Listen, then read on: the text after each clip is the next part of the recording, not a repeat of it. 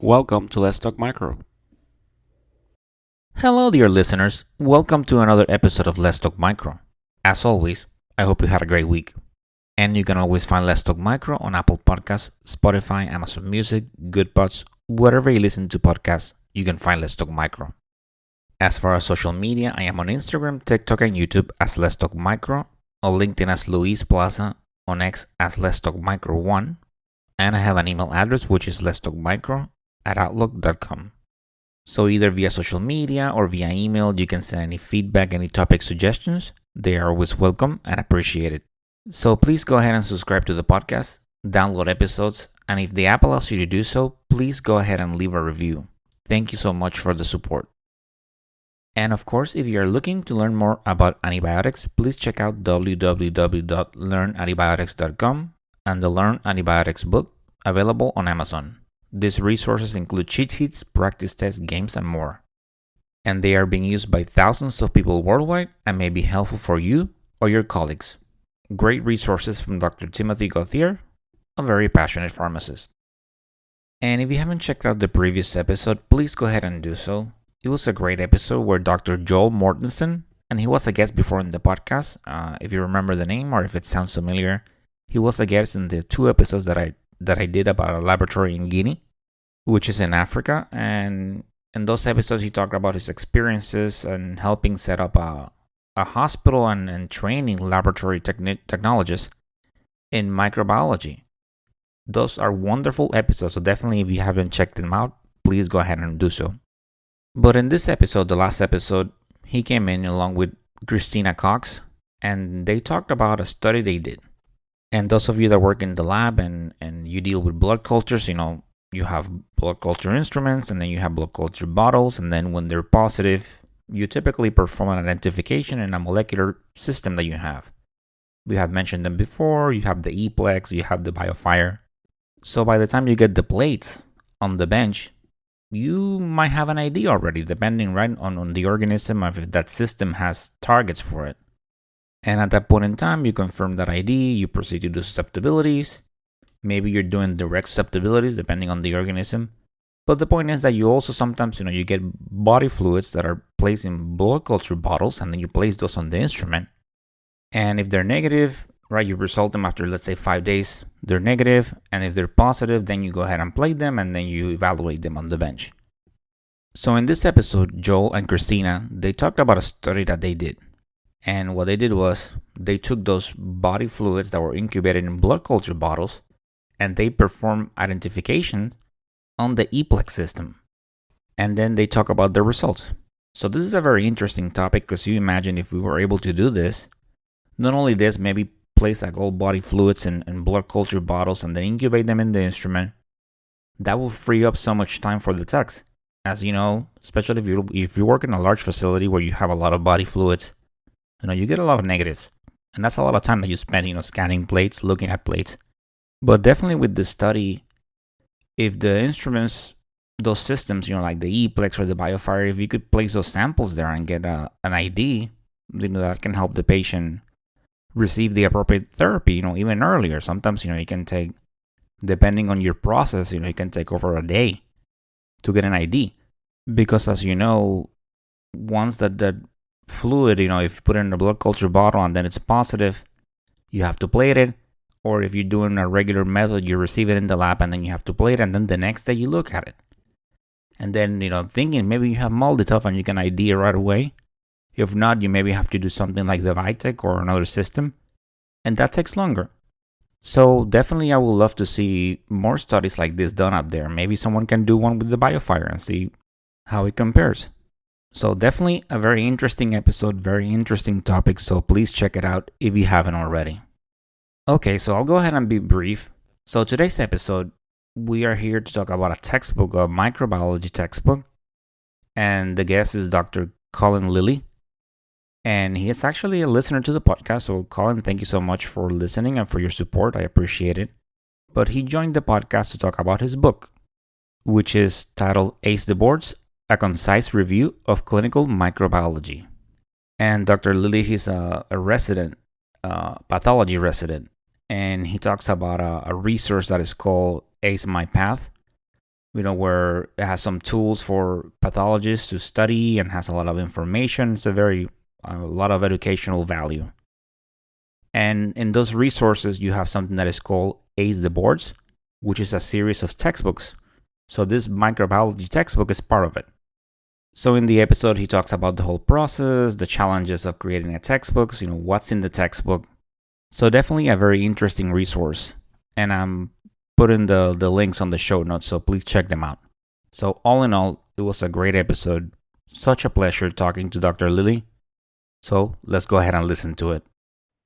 So one thing that I love about doing this podcast is that I always, at some point in time, I get to talk to people that I either follow on social media and this person had been following for a long time and they actually listen to the podcast. And I also love when people, they do initiatives and they do things like coming up with textbooks and doing things that make the profession better. So I saw recently that a textbook in microbiology came out titled Ace the Boards, a concise review of clinical microbiology by Dr. Cullen Lilley.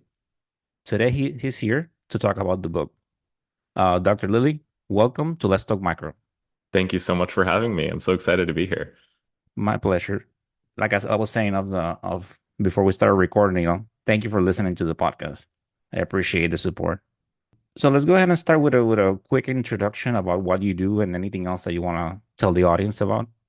Yeah, so I am a current pathology resident at UCLA. I am pursuing anatomic and clinical pathology. I, before this, went to medical school at Loyola University Chicago. I pursued a MD as well as an MA in bioethics and health policy. But before that, I was actually in the lab. So I was a microbiologist. I worked at the CDC for some time. And before that, I was actually working in a lab and I received a master's in microbiology as well. So I definitely have a long, a long history with microbiology and I definitely love it. And it's been interesting kind of growing with it along in my career because, I took microbiology courses in undergrad and then worked in the lab and saw it in a different perspective. And then, seeing it in grad school is completely different. And then medical school is a whole new world as well. And now moving on into pathology, kind of the clinical microbiology side, and also now like kind of the management side of things. So it's been a really fun time so far, at least. And it's been cool kind of having microbiology there as I grow. I definitely love microbiology. I'm a nerd, so I I like all that stuff, and it's really cool to get to see the clinical side as well. During medical school and all of that. So it's been cool, and I know we're gonna probably talk about pathology in general in a little bit, but it's a great field, and as you know, the clinical microbiology realm is amazing, and all the people that work in it are super cool. So it's always great to meet new people. Yeah, I definitely agree with that. And then, and I said this over and over on the podcast. And, before this, pretty much who I knew was from people from my lab and things like that. And then once I started doing this and then going to conferences, I see that this whole world out there. And a lot of people, yeah, they're always so nice and people want to talk about what they're doing, the research, and everyone is just it's been a really positive experience. And yeah, I also understand what you're saying as someone I'm doing a master's in microbiology myself, and the way that you start seeing things a little differently and all the different perspective. So definitely an experience. And working at the CDC, that was quite the experience, I bet. I mean, I had the fortune of having some guests from the CDC also, a great team of people that always say yes to the episodes and very interesting work they do. Yeah, it's an incredible place. They do amazing work. I know it's been a challenging few years for them as well, dealing with pandemics and outbreaks, but they always truck through, they make it through, they do great science there. They make great discoveries and they're really, really good diagnosticians. Yeah. And like I said, I do want to ask about what pathologists do. And in the lab we do have contact with pathologists, and we definitely know, like for example, when we're in hematology and we have those slides that we send to the pathologists, we know that they also work as our medical directors and things like that. But outside of that, maybe for the audience, and so they know pretty much, what kind of training do you need to do to become a pathologist, after completing medical school, and what are the career options as one? Yeah. Pathology is really a very diverse field, and it's very, a small group of people that go to medical school end up pursuing pathology. I think it's around 1% of medical graduates. So it's a very small group of people. But it is an incredibly diverse field, like I said. So you can pursue anything in anatomic or clinical pathology, which is kind of the big umbrellas that split the fields in pathology. So anatomic pathology kind of deals with more of the tissues. They also deal with autopsies and cytopathology as well. So any of those specimens that come out of the body during a surgery would go to pathology, and then we would make some kind of diagnosis on it. That's the anatomic pathology side. For the clinical pathology side, it's anything in the lab. So that includes clinical microbiology, hematology, chemistry, toxicology, immunology, those kinds of things, as well as like immunogenetics and molecular. So there are many, many different things you can do once you go into pathology residency, and you can kind of subspecialize with a fellowship. Or you could practice general practice pathology, where you kind of just do everything. With that said, it is kind of overwhelming learning every single thing in any diagnostic field, So it is challenging in residency because you really do have to get at least a bare grasp of everything to pass boards. A bare minimum grasp of everything, I guess, to pass boards, but it is a great place if you love to learn. It is an amazing field if you really like to tie laboratory medicine, basic science, and clinical care all together. The diagnoses we make change patient care every day, and it's a very exciting and also rewarding field to be in. And on top of that, I mean, out of the medical specialties, it has a pretty good lifestyle.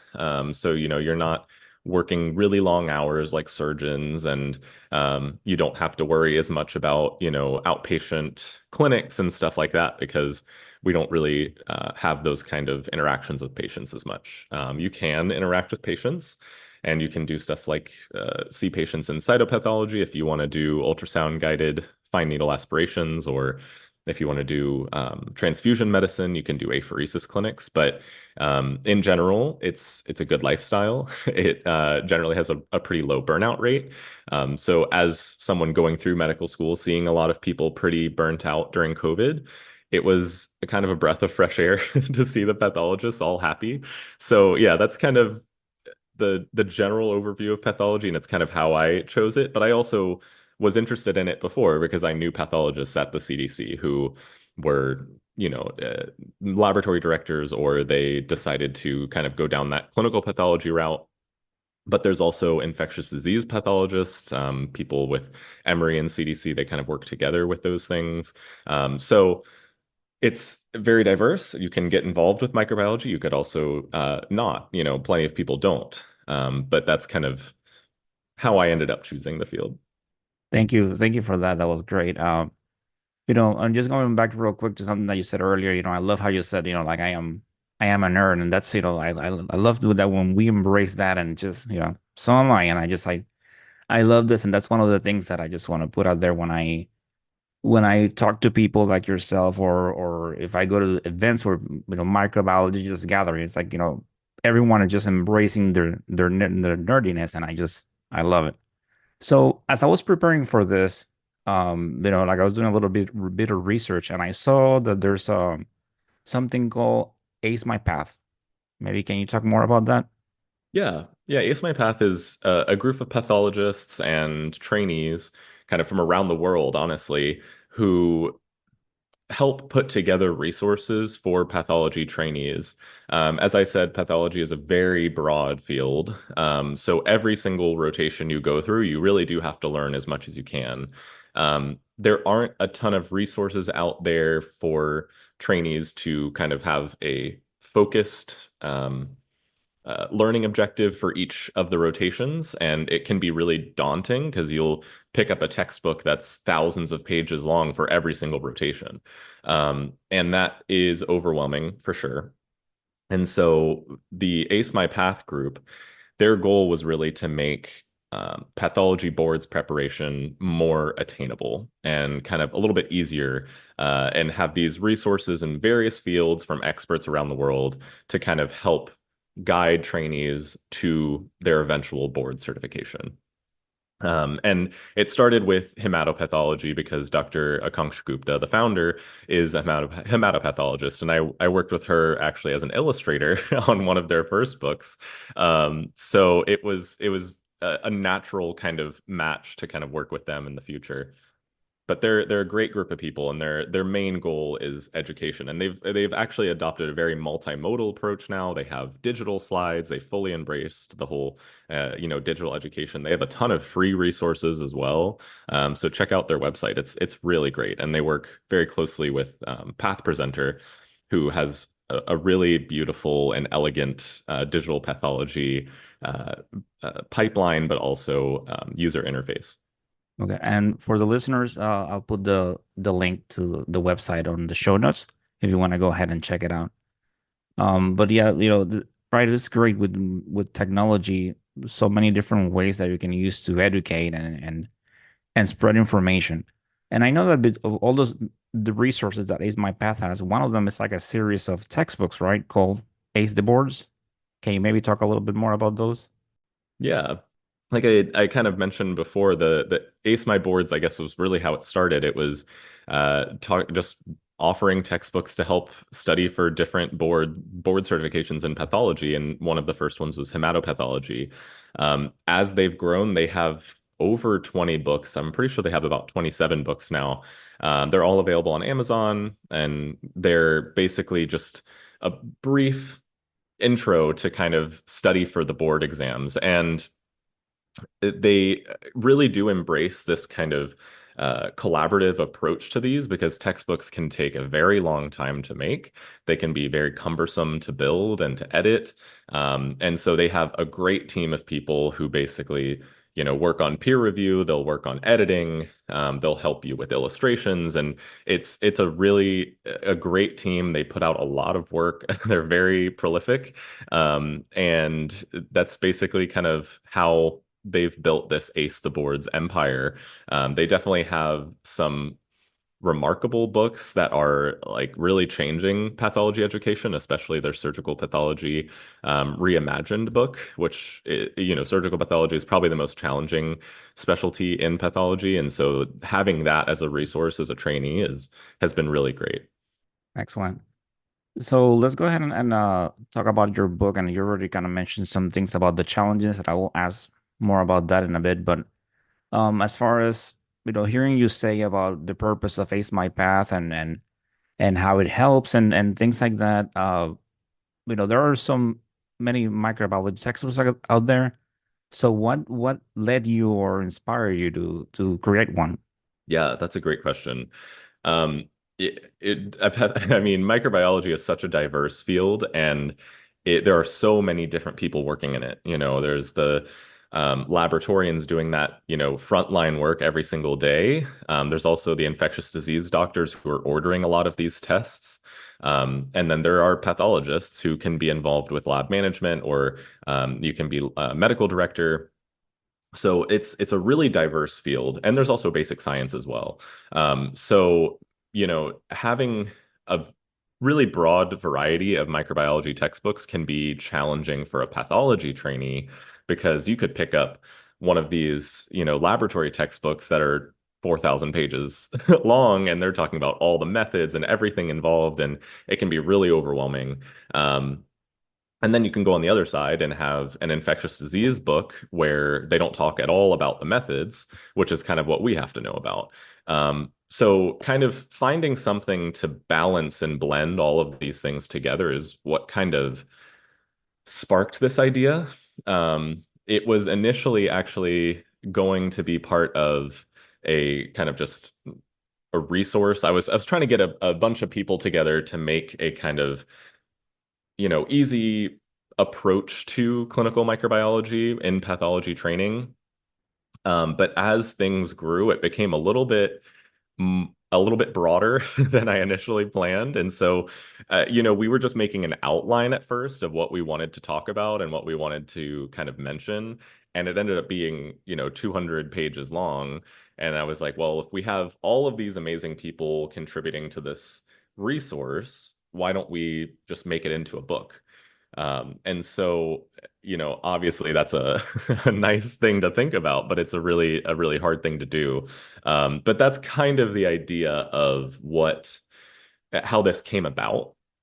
And with that said, it can be a challenging thing for, is this the right book for me? So basically, I'll just kind of give an overview of what it is, and that can help people decide if it's something that they want to get.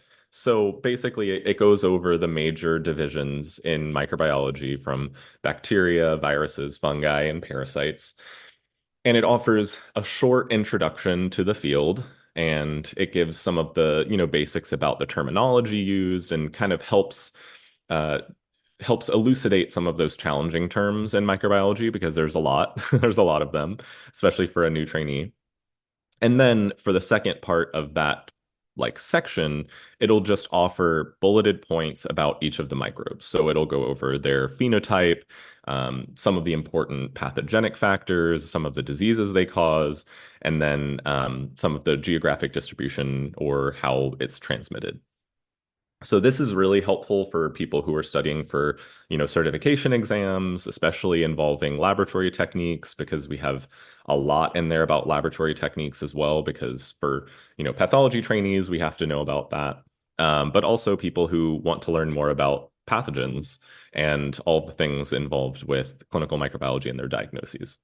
Yeah, and I saw that definitely a collaborative effort, and right, I saw because of when you posted it on social media that Rodney Rodigos he contributed to the book, which he's been a guest in the podcast and he's great. It's been from when I started this, like immediately I was introduced to him and he's like, yeah, if you need a guest, he offered, and that was very nice of him. And every time he's on, I enjoy talking to him, and definitely great. So I saw his name, I'm like, oh, okay, that's pretty cool. Yeah, yeah. I mean, that was probably the most exciting part about this whole process was meeting these people from all around the country and honestly even the world. But the authors that went into this, I mean, are a lot of them are experts in their field, like Rodney Rohde, Dr. Yee. She's one of the chief microbiologists. At one of the at her hospital, and then we also have PhD trainees, PhDs. We also have some pathology trainees as well, and so you really do get kind of a broad variety of perspectives in this book. But that's the coolest part is because microbiology is such a broad field. You can really get all of these amazing perspectives about these exciting and cool bugs that we get to see. Yeah, definitely. And I think I met when I was in Microbe in 2023, I had the chance to meet Dr. E, which I know she's listening to this when it comes out because she listened to the podcast. So Rebecca, thank you so much for listening. Shout out. Um, okay, so definitely thank you for that. I think you answered definitely a lot of the questions that I had.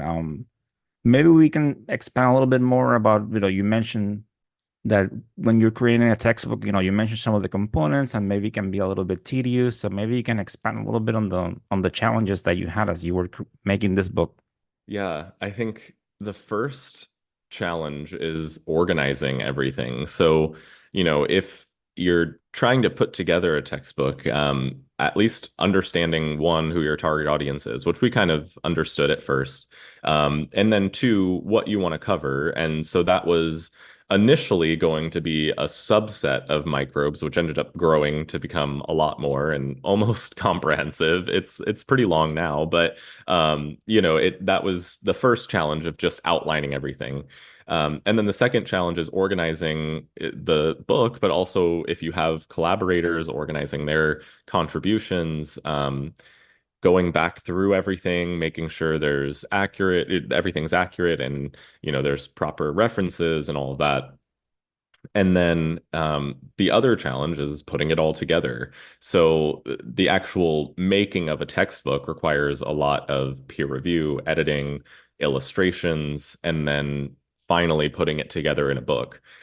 So as the main editor for the textbook, I had to approve all of those changes kind of as they went, which can be overwhelming at times because, there's people reviewing multiple chapters and all this stuff going on, but it also is exciting. You can't be an expert in every single thing. So it's exciting hearing from, Dr. Rhodey, who's talking about all of the stuff with rabies and all of his, exciting contributions there. And then hearing how he even thinks about virology in general, and when he was putting together his introduction for virology. So it's exciting, being on the other end of reading everything. And then it's challenging to get everything and get everyone all together and everyone all in kind of one place, and in the timeline kind of all together. But Ace my boards and, sorry, Ace my path was really there kind of helping us all along the way. They're very organized and got everything together. So it was a great group to work with, especially since we had kind of had most of the content ready. They were really there to help us with the more challenging things, especially with me being in residency and not having a ton of time to devote to putting a textbook together. What about do you have any future plans? Anything else that maybe you're trying to come up with in the future or anything like that? So I think one of the next steps for this textbook would obviously be hearing what everyone has to say. One of the biggest parts about textbooks and medical education in general is getting feedback. So, I'm always happy to hear what people think. If there's any improvements they would like to see, any additional information, I would love to hear it. We can always include it in a second edition. That's definitely, always on the horizon. Other things, I love medical education, so I'm always interested in novel approaches to teaching medical students about pathology and microbiology in general. So some of that stuff, I work with Pathollective, which is now part of the Association for Academic Pathology. So we're always thinking about ways to expand microbiology education on that platform as well, and tying together some of the resources that are from this textbook. So there's always improvements to make, and then there's always different ways to approach training. And I think that as a new generation of medical students and medical technologists and medical laboratory scientists, as we're all kind of progressing, we're going to have different ways of learning. So I think that we're going to have to adapt to how people think. We're going to have to adapt to how people learn and attention spans. And I know that it's challenging for senior educators to adapt to that stuff because they've been doing a lot of things the same way. I think that's just something we have to try to battle, and we're going to have to work on it together. So that's kind of the next step would be figuring out a way to improve medical education with microbiology and pathology for the next generation, and continue to get people inspired and provide the best patient care, whether it be in the laboratory or in the clinic. Yeah, that's definitely one of the challenges, and I guess I never realized because I wasn't teaching before. When in the lab, it's always like the same kind of group of people, but then when you go into a classroom, you have a wider array of people, and but definitely, yeah, the attention, that was something that I had to kind of work with, the attention span, and find different ways, and definitely in my case also get you start using more technology like for education and stuff like that. I mean, years ago I only used social media for like a personal profile and just as a way of maybe relax, watch a little video here and there and whatnot. But I definitely discovered that how people are using it and the wonderful uses and how you can transmit information, and definitely many different ways of learning out there. um and where, if someone wants to purchase your book, where can they find it? The easiest way is Amazon. So that's the easiest way to find it. You can also go to the Ace My Boards website. And yeah, Excellent. And as I said to the audience, you can find the show notes. You can find the link to Amazon, and you can also find the link to the website if you want to check those out. I invite you to. Dr. Lilley, as we come to a close to the episode, is there anything else that you want to add or talk about? Well, first, I just wanted to say thank you for having me. Second, I love the work that you're doing. This has been a really fun podcast to follow.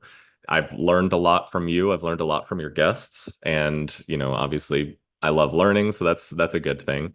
But also, for anyone out there excited about this conversation, definitely reach out to me on social media if you want to talk more about pathology or clinical microbiology. Also, if anyone's interested in pursuing pathology, I think it's an amazing field. So there's plenty of different resources out there. If you're in medical school pursuing or thinking about pursuing pathology, or if you're an undergrad or if you're in the lab and you're thinking about going back to school, there's so many different pathways to choose from. It's a really exciting field. So if you ever have any questions about that, don't hesitate to reach out.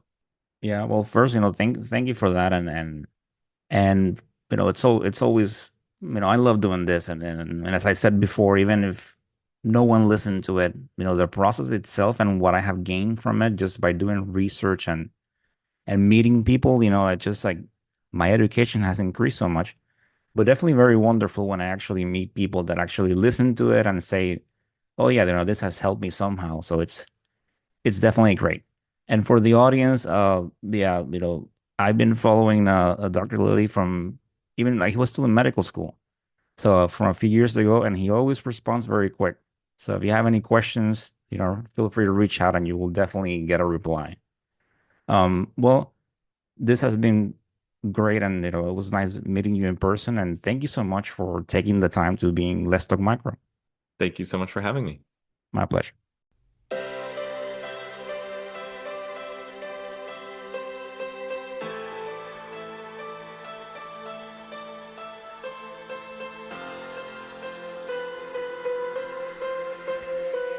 And that, my dear audience, it's the end of this episode.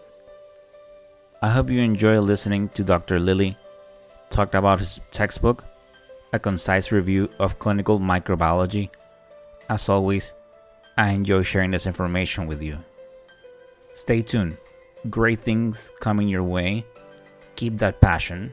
Thank you to those of you out there, everyone that listens, that supports the podcast. I'm so grateful. With this episode, the third season concludes.